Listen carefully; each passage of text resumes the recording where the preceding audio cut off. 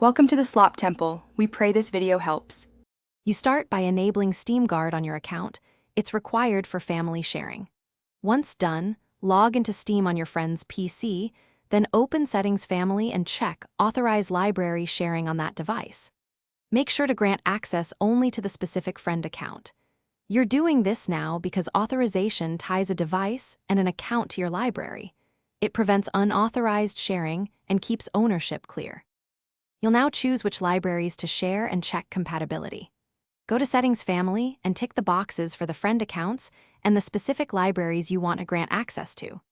Note that some games with third-party DRM or separate subscriptions won't work. Make sure those titles aren't expected to be playable. Also, keep in mind that Steam allows only one active user per shared game at a time, so coordinate play sessions to avoid interruptions. You finish by having your friend log into their own Steam client. Shared games appear under Library for download and play. If you need to stop sharing, open Settings Family and deauthorize the device or remove the account. If access fails, make sure Steam Guard is active, both clients are online, and that the library owner isn't currently playing the same game. Steam blocks concurrent access. If problems persist, sign out and back in, then reauthorize the. Thanks for watching. Consider subscribing if we helped you.